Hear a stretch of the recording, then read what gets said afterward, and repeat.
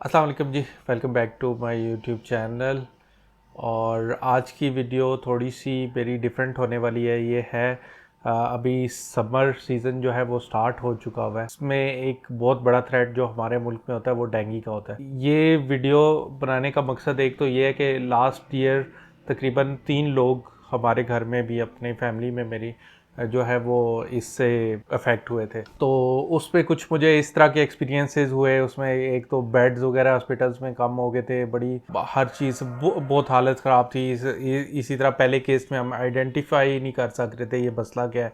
दुनिया भर के टेस्ट हमने करवा दिए क्योंकि वो डेंगू जो है वो उस वक्त आया नहीं था, और डेंगू का एक स्पेसिफिक टेस्ट होता है, उसके बगैर तो पता भी नहीं चलता। तो मैं सोच रहा था कि अपने जो भी पिछले लास्ट ईयर के एक्सपीरियंसेस है वो थोड़े से शेयर कर लूँ, और पहले से कुछ प्रिवेंटिव मेजर्स पे भी हम बात कर लें। इसके अलावा कुछ सिम्टम्स पे बात कर लें। इसके अलावा डेंगू अगर हो जाता है तो आपके क्या फर्स्ट स्टेप्स होने चाहिए उस पर बात कर लें।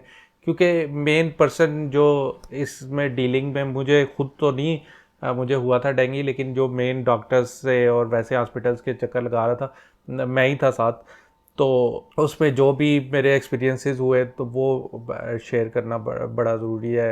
मतलब इससे बहुत मुझे लगा है कि फ़ायदा हो सकता है, तो इसलिए मैं ये वीडियो लेके आया हूँ। और इस दफ़ा सबसे बड़ी बात जो है, सबसे बड़ी बात जिसने मुझे और ज़्यादा मोटिवेट किया है इस चीज़ पे बात करने के लिए, वो ये है कि पाकिस्तान की पॉलिटिकल सिचुएशन जो जा रही है। गवर्नमेंट एक गई हुई है, दूसरी एक गवर्नमेंट आई हुई है जो कि पता नहीं कौन सा मुरब्बा है, वो मुरब्बा का नाम भी नहीं मुझे पता।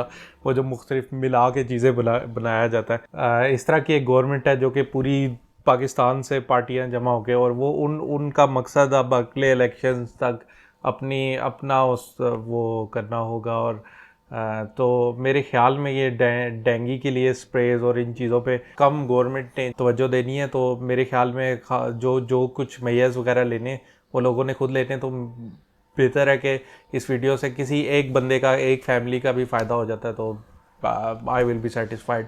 और वैसे भी आप लोग इसको ज़्यादा से ज़्यादा शेयर करके आगे पहुंचा सकते हैं। अच्छा, सबसे पहले हमेशा की तरह नोट्स बना लिए मैंने, और this is very important topic, तो फिर मैं यहाँ से नोट से पढ़ के भी आपको बता रहा हूँ। तो सबसे पहले जो मेयर्स ले सकते हैं वो आपने नो ओपन वाटर, पानी खुला हुआ नहीं रखना। ये फ्रेश, जो डेंगू का मच्छर है ना वो फ्रेश वाटर में अफजाइश पाता है, तो कोई भी खुला पानी नहीं होना चाहिए। उसके बाद जिल्द वाली जो मॉस्किटो रिपेलेंट्स हैं वो आप यूज़ करें। कमरे में जो मॉस्किटो रिपेलेंट्स होते हैं वो यूज़ करें। मॉस्किटो किलर लैंप्स या इंसेक्ट किलर लैंप्स जो हैं वो यूज़ करें। वो रैकेट्स यूज़ करें आप। ये एक तरह की जंग है मच्छर के खिलाफ। अक्सर वो जाली वाले दरवाजे लोग लगवा लेते हैं, वो भी अगर पॉसिबल हो तो that is a very good thing. अच्छा, इसके अलावा स्प्रेज डिफरेंट किस्म के अराउंड द हाउस जो है वो आप कर सकते हैं। कुछ स्प्रेज मिलते हैं ये नर्सरी वालों से, या बीज वगैरह जिन्होंने रखे होते हैं उनसे मिलते हैं। वो पूरे घर में भी आप कर सकते हैं, या फिर नॉर्मली मोर्टीन के जो होते हैं वो वाले स्प्रेज होते हैं, उनकी जो लाइफ होती है वो तकरीबन साल 2 साल तक भी होती है। और फिर वो दूसरे मोर्टीन वगैरह के या दूसरे ब्रांड्स के स्प्रेज आते हैं जो कि डेली आप कर सकते हैं रूम्स वगैरह में, स्प्रे करके रूम बंद करके बाहर चले जाओ इस तरह। अच्छा, इसके अलावा अगर आप ओपन एयर में किसी तरह से आपका एक्सपोजर है तो आप मॉस्किटो नेट्स वगैरह भी यूज़ कर सकते हैं। या वैसे कमरे में भी हर मेयर के बाद भी अगर वो नहीं आ रहा, या कुछ लोगों को एलर्जी होती है, तो उसके लिए आप मॉस्किटो नेट्स वगैरह भी यूज़ कर सकते हैं। और इसके अलावा आप ऑनलाइन भी सर्च कर लें। इसके अलावा भी मेयर जितने हो सके, जिस तरह भी आपने, बस मेक श्योर करना है मच्छर इस दफ़ा करीब ना आ सके आप। अच्छा, नेक्स्ट चीज़ आ जाते हैं सिम्टम्स पे। तो फर्स्ट टाइम जो फर्स्ट हमारा इफेक्ट ही था हमारे घर में डेंगू का, मेरी फैमिली में लास्ट ईयर, तो हम लोग पता नहीं कौन कौन से दुनिया के हर तरह के टेस्ट करवा के आ गए, और बहुत अच्छे अच्छे हॉस्पिटल्स में बहुत अच्छे डॉक्टर के पास एक दफ़ा जा रहे हैं। मतलब इसमें एक तो आपको बहुत सख्त बुखार हो जाता है, उसके अलावा खांसी होती है, फिर वॉमिटिंग वगैरह भी शुरू हो जाती है। वो रिलेटेड सिम्टम्स वैसे ही आ जाते हैं उसके, तो वो समझ नहीं आ रही होती कि क्या मसला होता है। और उस वक्त डेंगू इतना फैला भी नहीं था, मतलब शुरू के जो दिन थे फैल चुका हुआ था, लेकिन किसी को केसेस शायद हॉस्पिटल्स में इतने ज़्यादा नहीं आ रहे थे। तो वो 2-3 डॉक्टर्स जो स्पेशलिस्ट, FCPS किया हुआ मेडिकल स्पेशलिस्ट, उनको समझ नहीं आ रही है क्या मसला है। घूम घूम के हम काफ़ी गए तो वो पता नहीं चल रहा। तो इसमें कुछ चीज़ें आइडेंटिफाई करने के लिए मैं आपको बता देता हूँ, क्योंकि वो बाद में जब फिर 2-3 लोग हमारे हुए अफेक्ट और वो फिर वही चीज़ें थी उनमें। तो सबसे पहले जिसको डेंगू हो जाता है, एक तो खाना हज़म करना बड़ा मसला हो रहा होता है, दूसरा एक अजीब सी स्मेल आ रही होती है।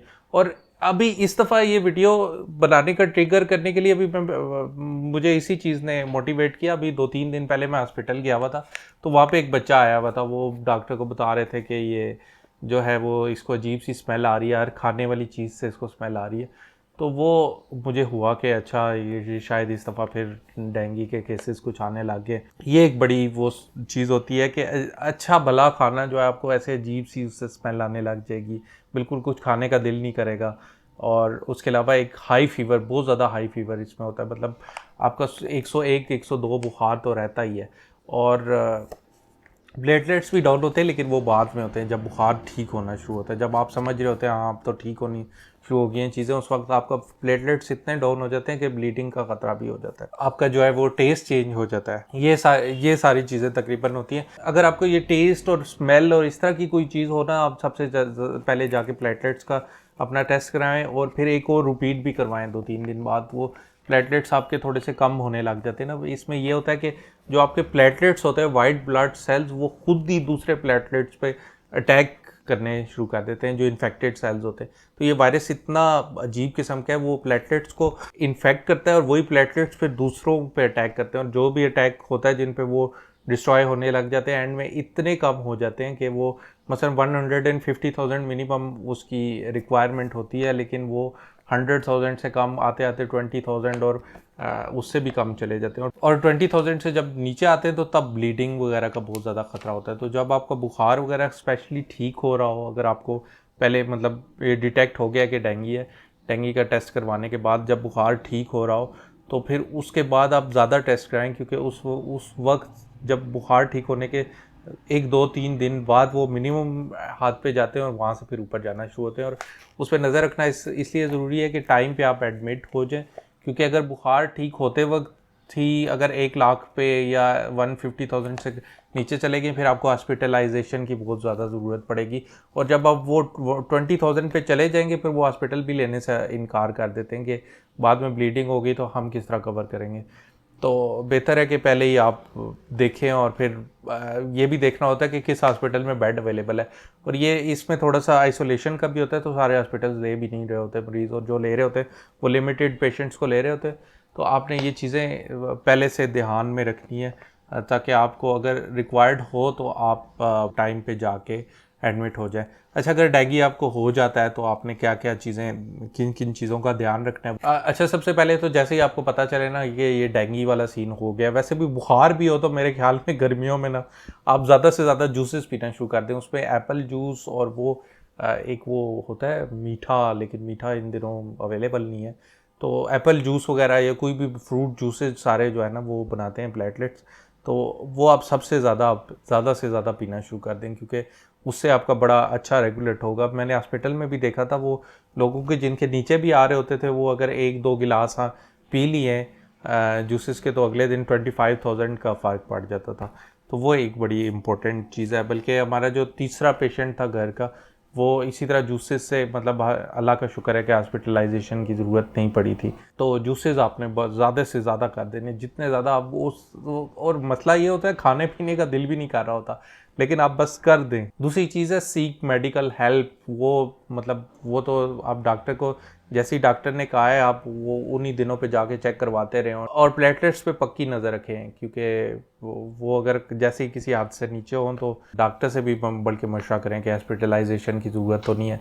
और अपने ऑप्शंस को भी देख के रखें, कौन सा हॉस्पिटल में अच्छी केयर होती है। तो इसमें जब हॉस्पिटल्स में आप चले जाते हैं, तो गवर्नमेंट हॉस्पिटल्स में शायद ओरली आपको फ्लूइड्स वगैरह देते रहेंगे, लेकिन जो होते हैं प्राइवेट हॉस्पिटल्स, वो उसमें आपको इन्फ्यूज़ भी करते हैं फ्लूइड्स वगैरह। और पैनाडॉल आपको जो है इसकी ड्रिप्स वगैरह या जिस फॉर्म में भी ज़्यादा जो है ना, इसका हल यही है, क्योंकि इसका कोई मेडिकेशन नहीं है। तो ये बस टाइम थोड़ा सा पूरा करना होता है। वायरल इन्फेक्शन वैसे भी 7 दिन लेता है। तो बस इसमें यही है कि fruit juices, get ready to be admitted, और वो देखते रहें, उस पर नज़र रखें प्लेटलेट्स पे, और ज़रूरी नहीं है कि आपको एडमिट होना पड़े, शायद इस तरह भी ठीक हो जाए आप। कंक्लूजन में फिर यही है कि जो एहतियात होती है वो बेहतर होती है इस सारे मसले से गुज़रने से।